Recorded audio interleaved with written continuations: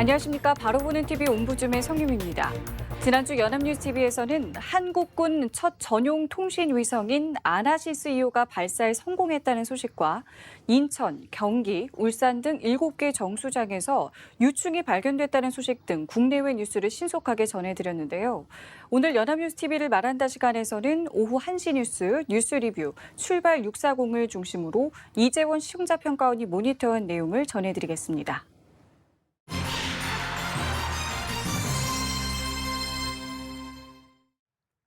연합뉴스TV는 지난주 경찰청장 인사청문회 소식과 정부의 부동산 정책 소식 등 정치, 경제 분야 다양한 소식을 전했습니다.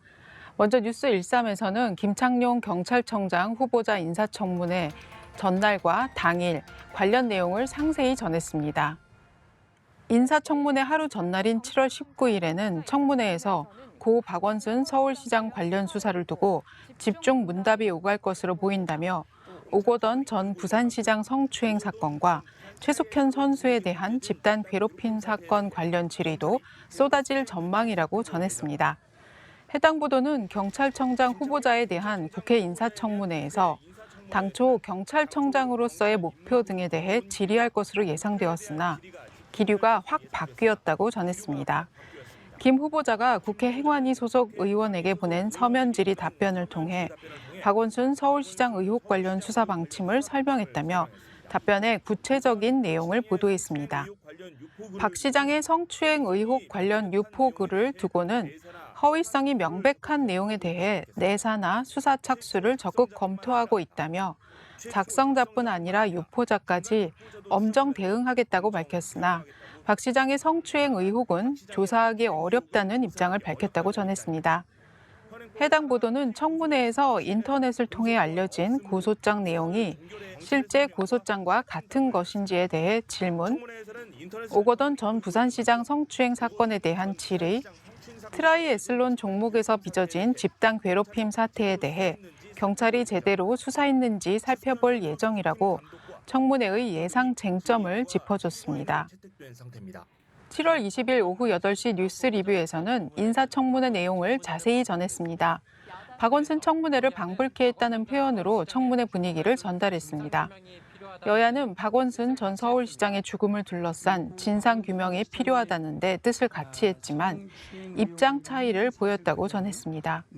야당은 박 전 시장 성추행 의혹과 관련해 공소권이 없다는 김 후보자를 향해 철저한 수사를 촉구하며 공세를 폈고, 여당은 진상규명 필요성을 인정했지만 논란 확산을 차단하는 데 방점을 찍었다고 보도했습니다.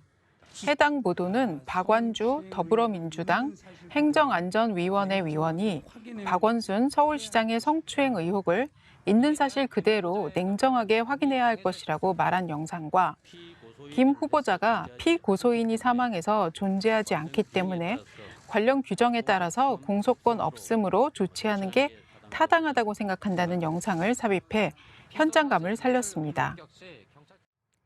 해당 보도는 사실 전달뿐 아니라 평가도 함께 전해 해설의 기능을 함께 했습니다.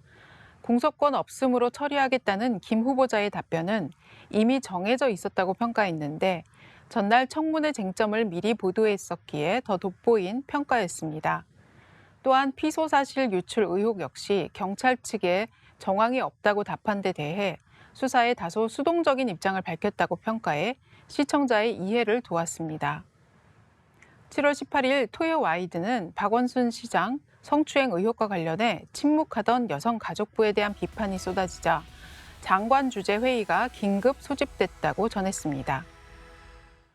해당 보도는 박 시장의 성추행 의혹이 터진 지 7일 만에 여성폭력방지위원회를 열고 피해자 보호 대책 논의를 시작했다고 지적했습니다. 박원순 시장 성추행 의혹과 관련한 여가부 침묵이 길어지자 정치권은 매서운 질타를 쏟아냈다며 김현아 미래통합당 비상대책위원의 여성가족부 해체 건의 등의 배경을 설명했습니다. 회의에서 이종옥 여성가족부 장관이 성희롱, 성폭력 예방과 피해자 보호를 담당하고 있는 주무부처 장관으로서 정말 마음이 무겁고 깊은 책임을 통감하고 있습니다. 라고 사과한 영상과 민관위원인 이수정 경기대학교 교수가 안타까운 부분이 있었으나 이제 제대로 올바른 방향으로 갈 것으로 기대돼서 왜 강도 피해자나 사기 피해자는 피해자라고 불러주면서 성범죄 피해자는 피해자로 불릴 수 없나요? 그게 너무 안타까웠어요. 라고 말한 영상을 삽입했습니다. 해당 보도는 회의의 내용을 자세히 전했습니다. 피해 호소인 등의 호칭이 피해자에 대한 2차 가해라는 문제의식 공유, 선출직 기관장이 가해자가 된 경우 수사권이 있는 제3의 기관이 이를 감시할 필요성이 있다는 제도 개선 목소리 등을 전했습니다. 특히 이날 회의에는 지자체, 지원행정을 종합하는 행정안전부와 수사권을 가진 경찰, 검찰의 차관급 고위공무원 등 당연직 위원들의 참석은 이뤄지지 않았다고 전했습니다. 향후 이 같은 회의가 여론에 밀려 보여주기식으로 개최한 회의는 아닌지 논의사항의 이행 여부를 언론이 감시해야 할 것입니다. 피해자에 대한 보도 역시 적극적으로 이뤄지지 않고 있는데 이는 자칫 정치권에 대한 눈치 보기로 여겨질 수 있습니다. 연합뉴스TV는 정부의 부동산 정책 소식과 그린벨트 해제 백지화 과정 소식 등을 다각도로 전했습니다. 출발 640은 주택 공급을 늘리기 위한 카드로 거론된 서울 그린벨트 해제 백지화가 발표된 20일 오전 그린벨트 해제 여부를 두고 갑론을박이 뜨겁다는 보도를 했습니다. 실제 효과를 두고서 시장이 안정될 것이라는 기대도 있지만 집값을 더욱 자극할 것이라는 우려도 나온다고 전했습니다. 먼저 서울 강남권 그린벨트 논의가 급물살을 탄 이유를 제시했습니다. 첫째, 집값 안정 효과를 극대화하기 위해서는 도심 접근성이 좋아야 하고, 둘째, 교통 인프라가 좋아야 하고, 셋째, 국공유지로 땅값 역시 낮출 수 있는 이점도 있어야 한다고 설명했습니다.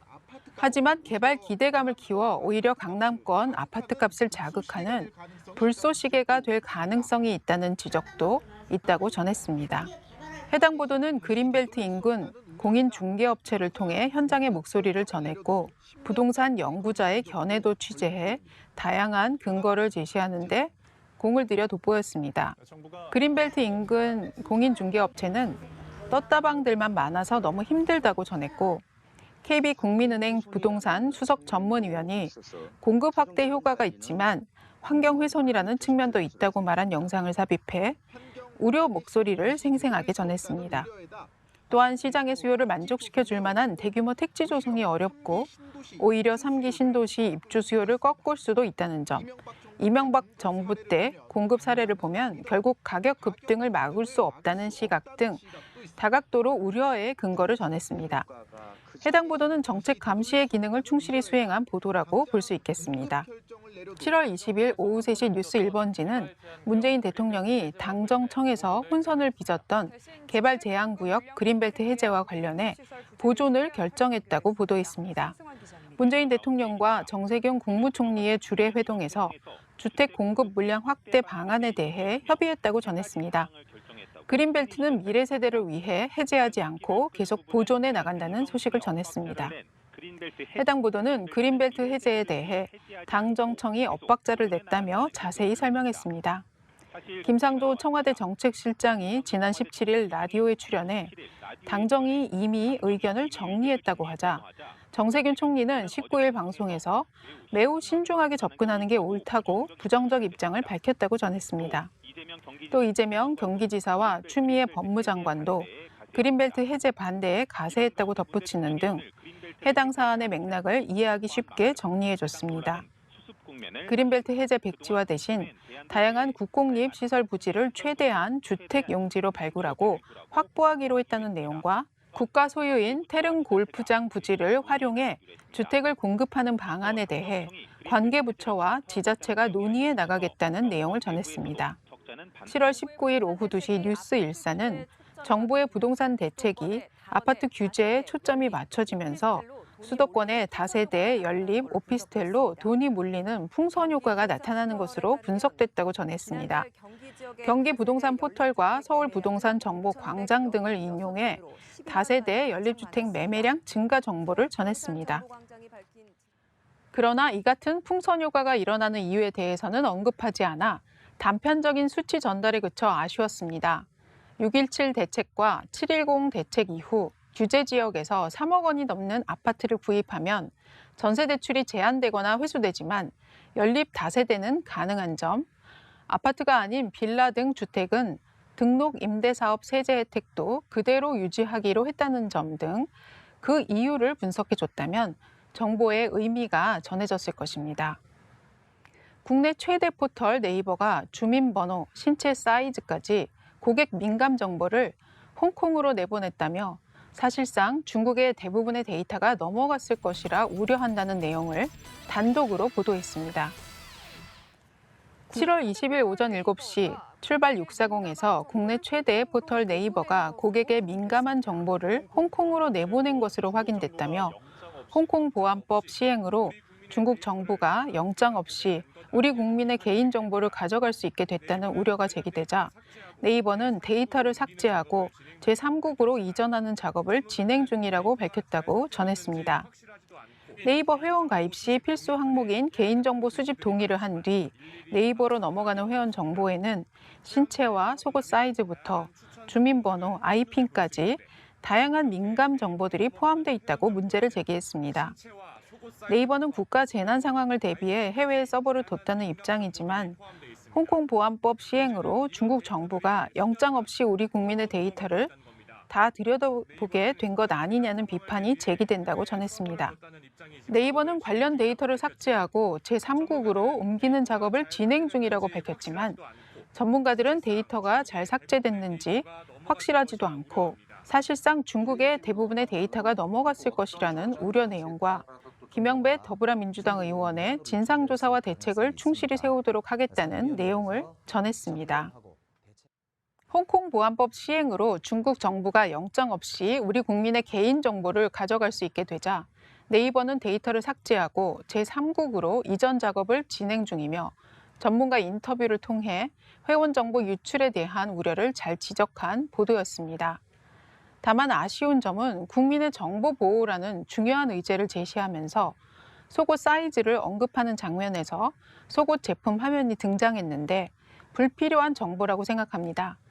누구나 시청할 수 있는 보도 뉴스에 굳이 속옷 사진을 제시해야 했는지 의문입니다.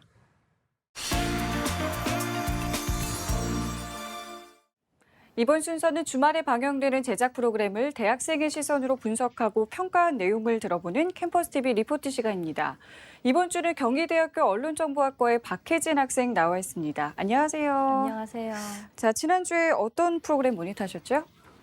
네, 저는 지난 19일에 방송된 명품 리포트 맥을 모니터했습니다.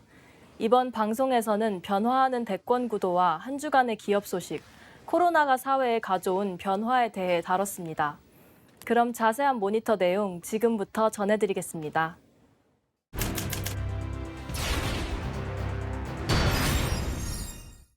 방송은 정치적 이슈를 다룬 여의도 풍향계로 시작합니다. 차기 대선 주자 선호도 여론조사에서 부동의 1위를 차지한 더불어민주당 이낙연 의원이 당 대표에 도전했다는데요.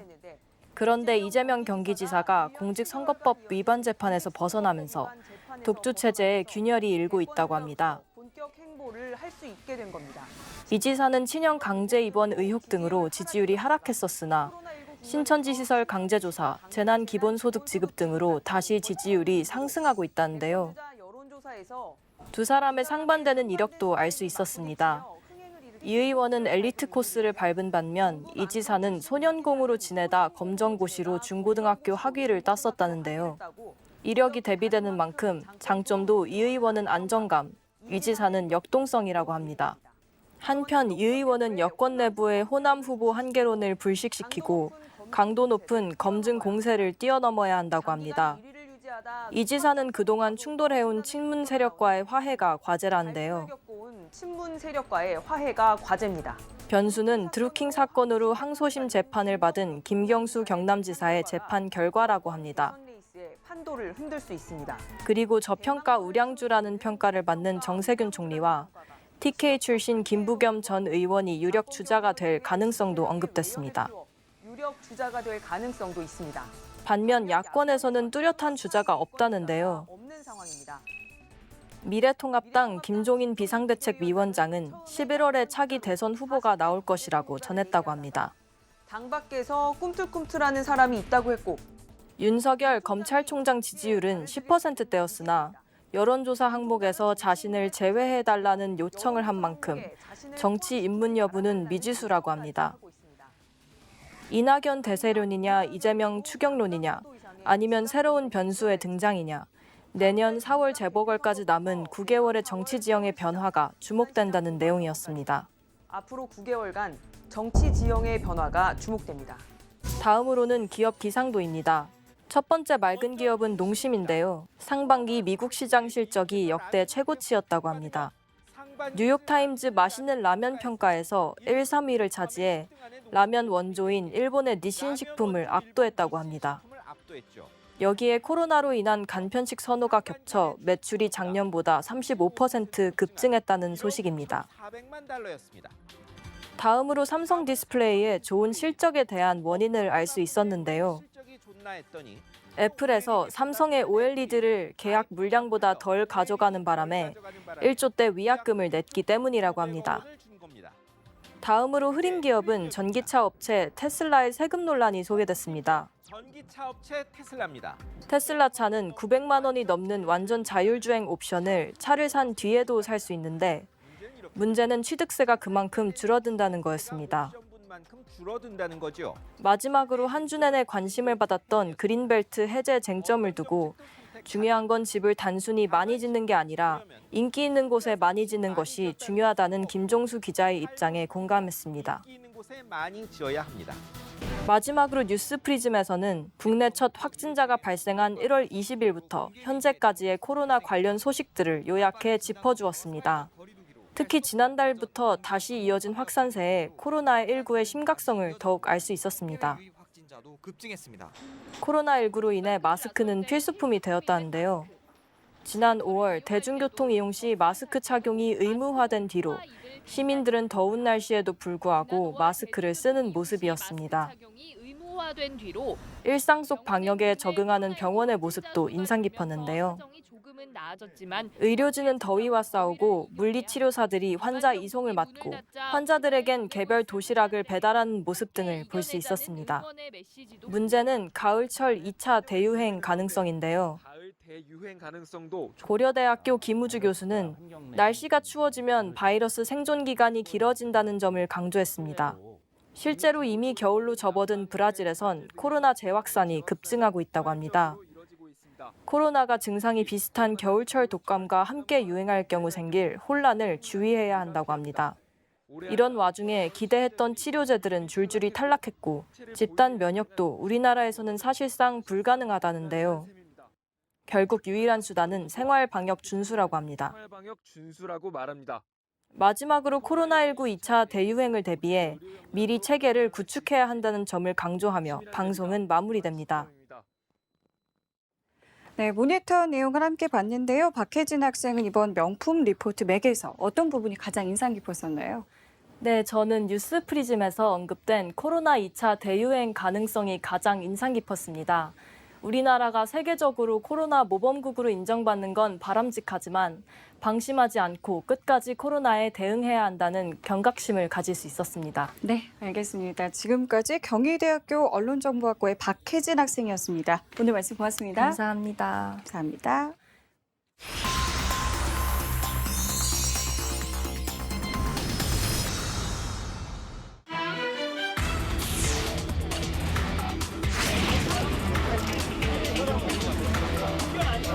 특별한 타사 점수는 없어 보이지만 향후 변사사건 그 처리 절차에 따라서 심도 깊은 수사가 진행될 예정입니다.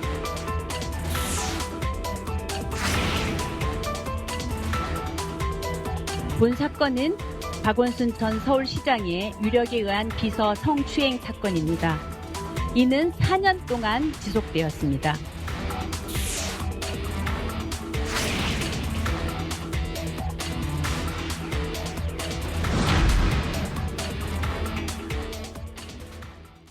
박원순 전 서울시장의 사망과 성추행 의혹을 둘러싼 후폭풍이 계속되고 있습니다.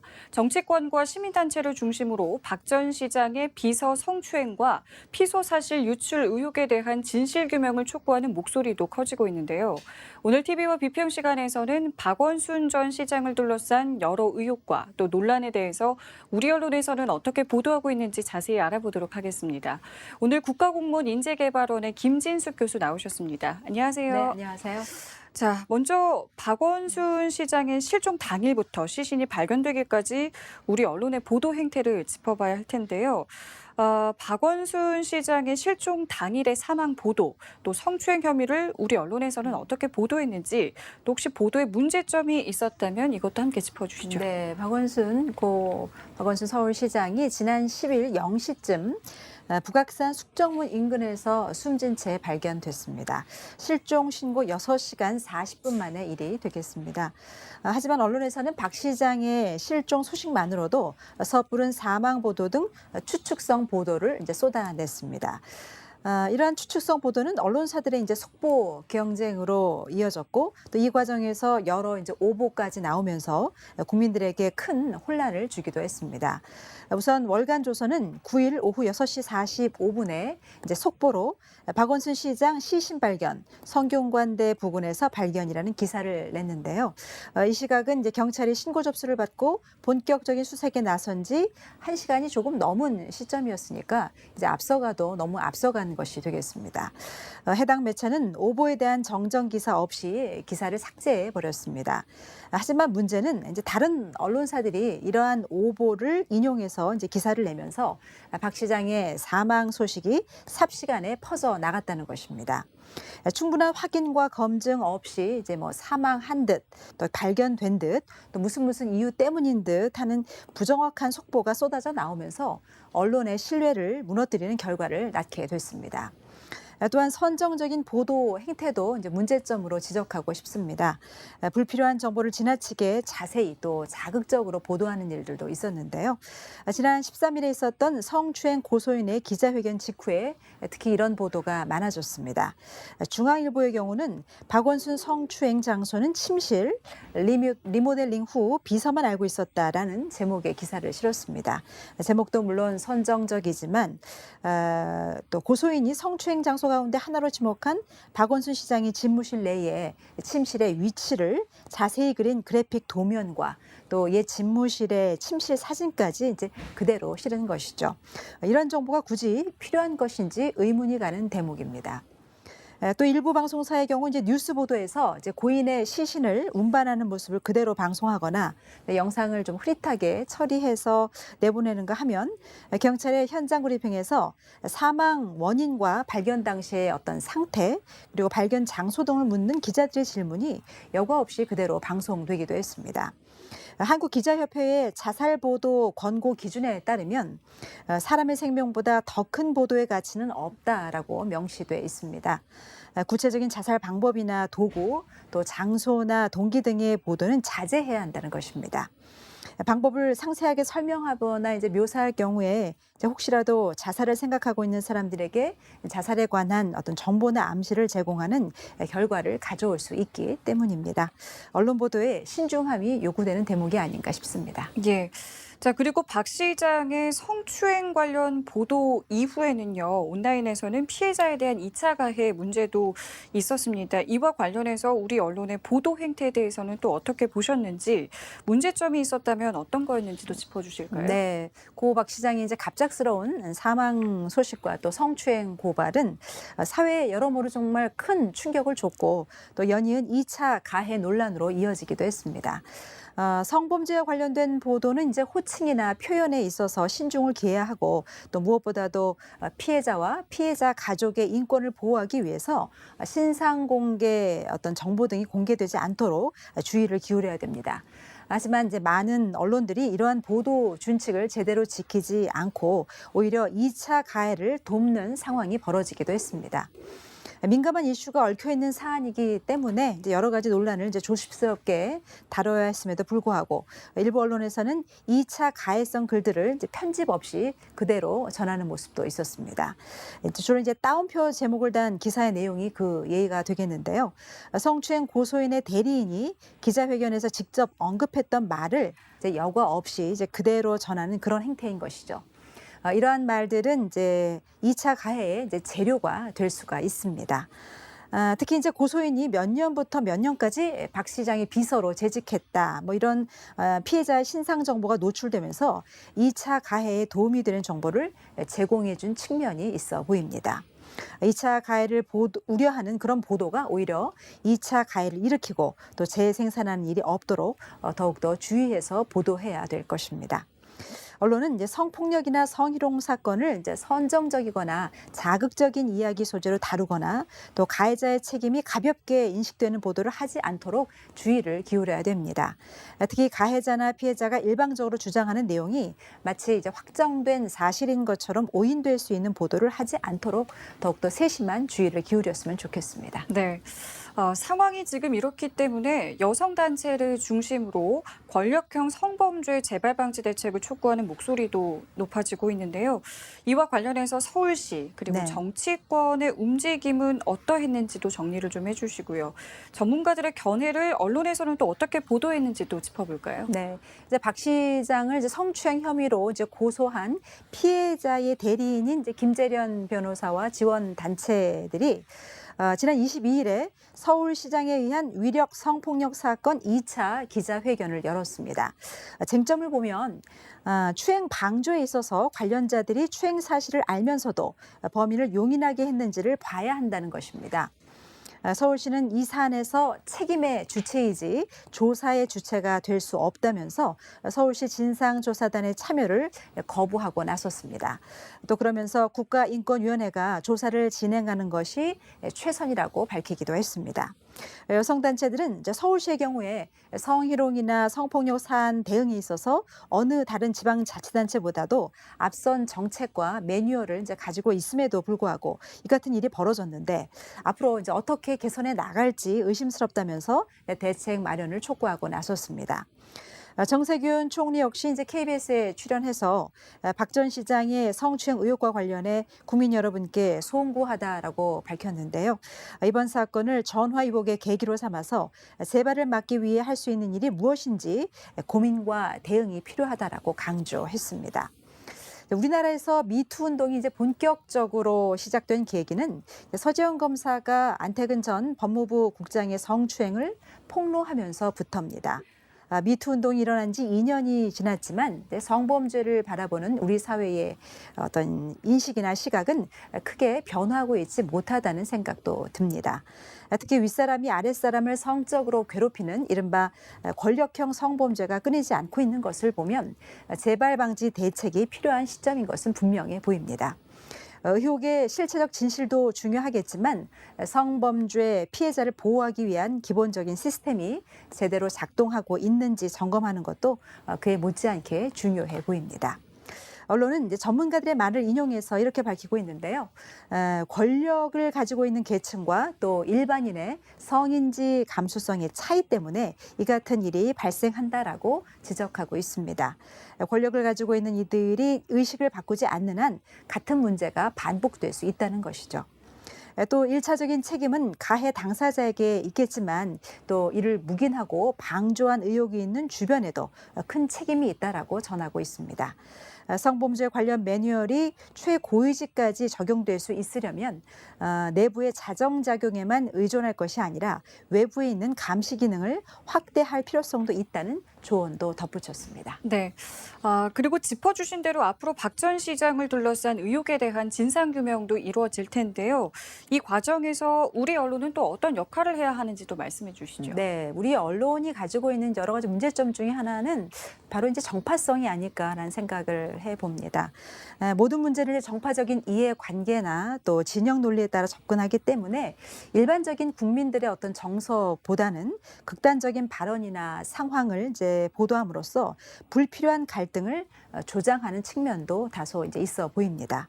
추모냐, 진상 규명이냐를 이제 이분법적으로 대립시키면서 정쟁을 부추기지 말고 고인에 대한 추모는 또 추모대로 하고 또 성추행에 대한 진상 규명은 또 역시 제대로 이루어져야 되는 것이겠죠. 고 박원순 시장의 사망과 관련한 보도는 우리 사회의 민감한 이슈들이 이제 굉장히 많이 얽혀져 있습니다. 그럼에도 불구하고 이른바 레거시 미디어, 전통적인 미디어가 이제 보여준 보도의 행태는 국민들의 불신을 사기에 충분하지 않았나 하는 이제 반성을 좀 해야 할 것 같습니다. 앞으로 이제 진상 규명 과정에 있어서 우리 사회의 갈등이 더욱더 증폭될 소지도 있어 보입니다. 언론은 기사 한 줄 또 표현 하나에도 신중을 기하는 책임 있는 자세로 우리 사회 성폭력에 대한 인식과 해결에 있어서 한 걸음 앞으로 나아가는 계기를 마련해야 될 것입니다. 네, 알겠습니다. 지금까지 국가공무원 인재개발원의 김진숙 교수와 함께했습니다. 오늘 말씀 고맙습니다. 네, 고맙습니다. 옴부즈맨 제작진은 시청자 여러분의 다양하고 소중한 의견을 기다립니다. 방송을 보고 느낀 소감을 연합뉴스TV 홈페이지 시청자 게시판이나 SNS로 보내주시기 바랍니다. 저희는 다음 주에 다시 찾아뵙겠습니다. 시청자 여러분 고맙습니다.